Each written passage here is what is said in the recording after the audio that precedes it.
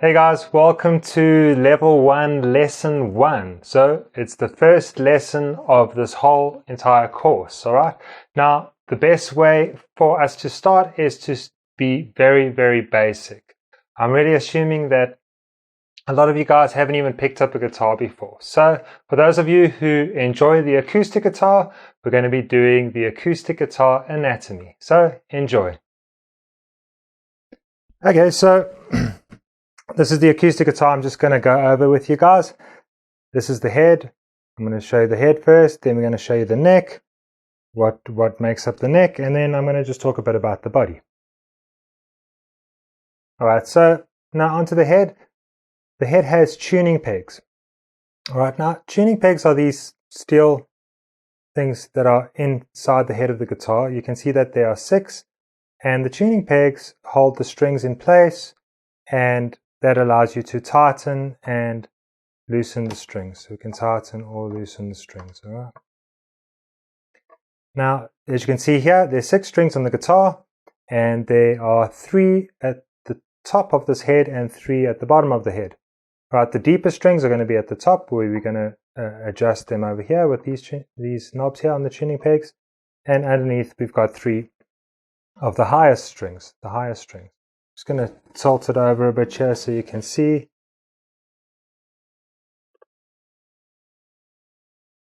Alright, that's what they look like. They've just been screwed in. The pin of the tuning peg goes straight through the wood to the other side. And it just gives you an idea of what the tuning pegs of a guitar look like. And now when you look at your own guitar, you'll be able to identify what they are. A slang word for them is machine heads. Alright, and also what the head of the guitar has on it is a nut, and the nut holds the strings evenly in place so they can thread through nicely to the tuning pegs.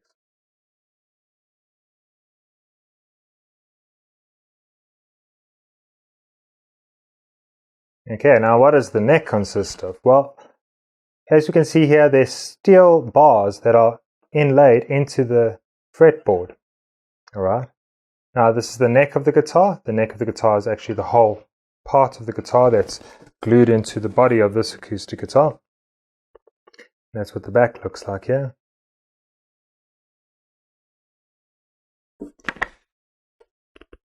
Alright, and you can see the frets are also wedged into this fretboard. Alright, the frets are the steel bars that run across.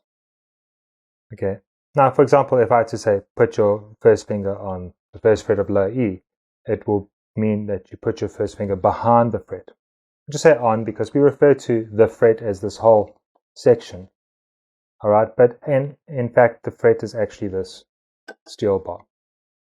Okay, so you'll never put your finger on the actual fret, right on top of the steel bar. It just won't sound. The notes won't ring. So always put it behind, anywhere behind.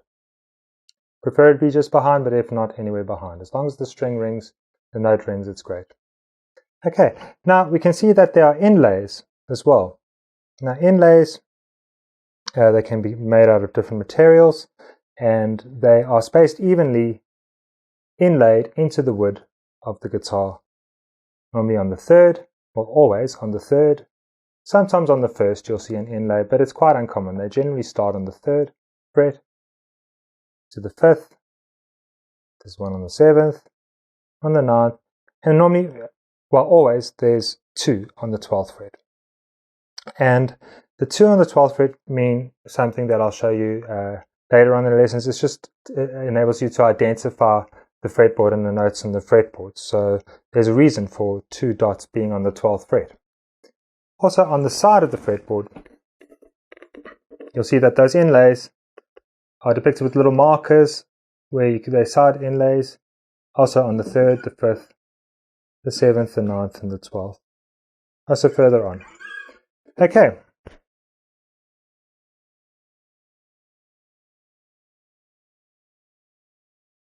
Right, now we're onto the body. You can see that the acoustic guitar is completely hollow. There's no other hole around the whole of the guitar except for the one in the front.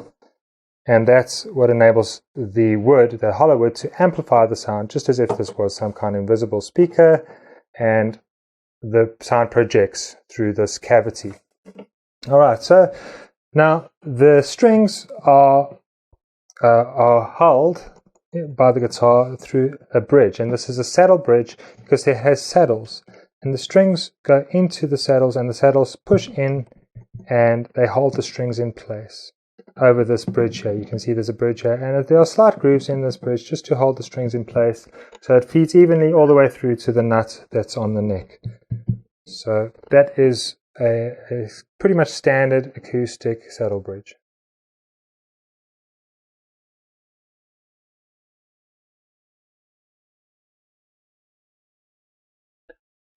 Not all acoustic guitars have this, but most do. If yours doesn't, it doesn't mean it's less of a guitar. It depends on the specific guitar. Okay, so this is a jack input that you can actually plug a guitar cable going into a PA system or an amp, and that enables you to really increase the amplification of your instrument, your sound, because there's a pickup that's built into some acoustic guitars, like this one has a pickup, and you can change the volume dials on this little gadget here. On this one you can see that there's a treble, a middle, and a bass EQ, and we have a volume knob here. This one also has a tuner. It just helps you to tune the guitar electronically without having to get an extra tuner. And that's the full body anatomy of the acoustic guitar.